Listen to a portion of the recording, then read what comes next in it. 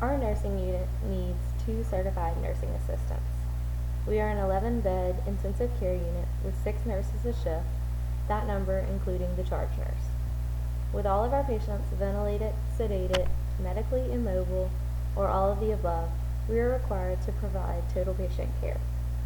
That includes daily baths, oral care, placing patients on bedpans, helping patients get to the bedside commode if they're able, and cleaning them up after bowel movements.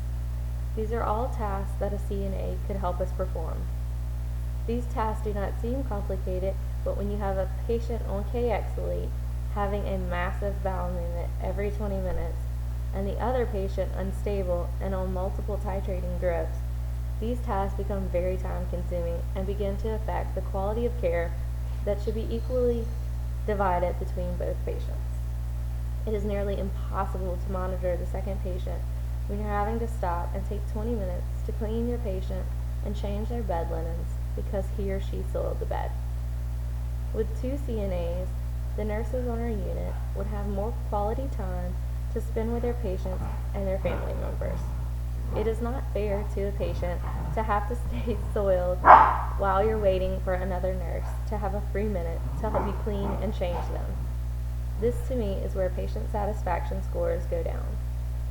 Although it is often possible to get these tasks done alone, it is mentally tiring and makes the job less satisfactory. If the workload was decreased by having CNAs, there might be less of a turnover rate with staff. The nurses might be more willing to pick up extra shifts, knowing they would have an extra hand. It is also physically stressful. Without a CNA, you are more likely to injure yourself, which could result in missed days of work, or even worse, permanent injury. It might seem that hiring 2 CNAs would be expensive and difficult to fit into the budget. But the longer a patient has to stay soiled, the more at risk they are for skin breakdown and infections.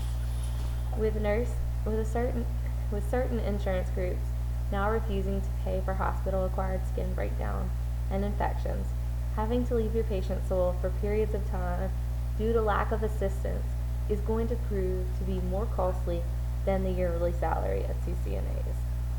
In the end, the main focus should be on the continuity of care that can be provided with the assistance of certified nursing assistants.